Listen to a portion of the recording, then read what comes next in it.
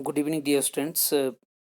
Let us come to the next part of this series of the chapters related to the basics of grammar, parts of speech.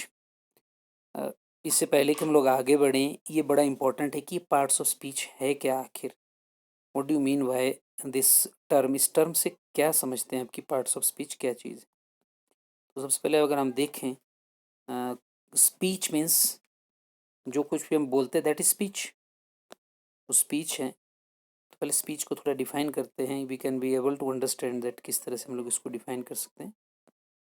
Speech, what is speech? Basically speech होती किसमें है? Sentences में। तो speech को हम एक sentence भी मान सकते हैं। वैसे तो स्पीच तो बहुत सारे सेंटेंसेस का ग्रुप होती है, but here I am taking a single.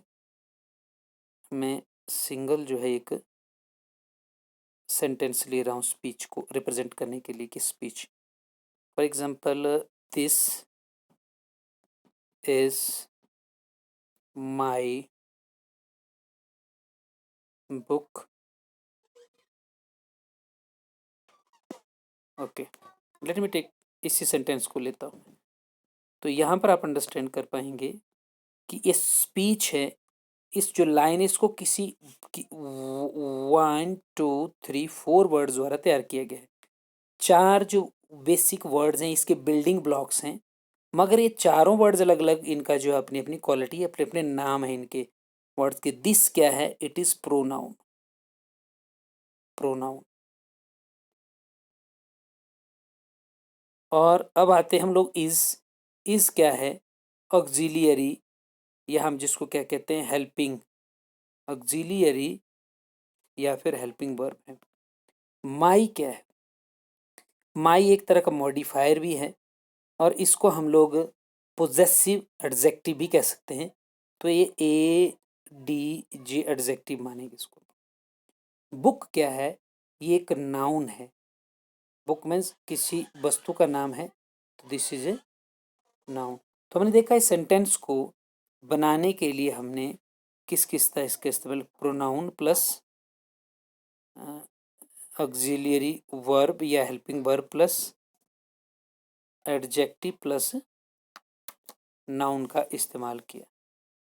1 2 3 4।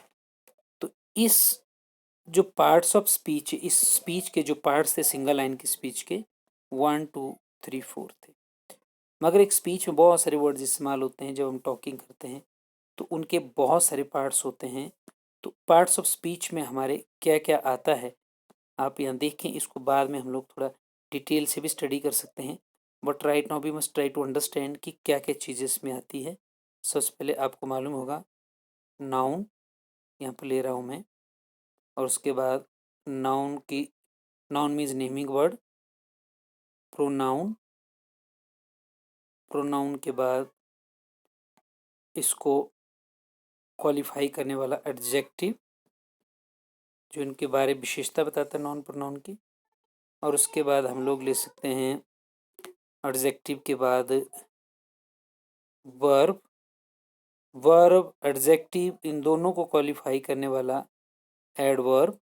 Qualify means it will tell the quality, degree etcetera, बहुत सारी चीज़ों के बारे में बताएंगे एडवर्ब। एडवर्ब, और उसके बाद हम लोग ले सकते हैं एडवर्ब। एडवर्ब के बाद हम लोग preposition, conjunction,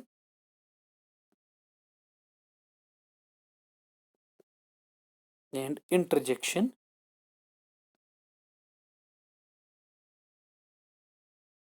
इस तरह कुछ बेसिक टर्म की हम बात कर सकते हैं, तो जिससे हमें पता चलेगा कि ये जो पार्ट्स ऑफ स्पीच है किन किन वर्ड्स को मिलाकर बनती है और क्या इसकी इम्पोर्टेंस है। आज के लिए इतना काफ़ी, क्योंकि हम लोग ये समझ पाए कि ये सारे जो वर्ड्स मिलकर जो है एक स्पीच का निर्माण करते हैं, एक स्पीच को बनाते हैं। एक सेंटेंस कई छोटे छोटे मतलब ब्लॉक से बनता है जिनको हम वर्ड्स कहते हैं, और ये वर्ड्स के अलग अलग टाइप्स होते हैं। और उन अलग-अलग टाइप्स को अंडरस्टैंड करना, समझना और कहाँ इनकी पोज़ीशन क्या होगी।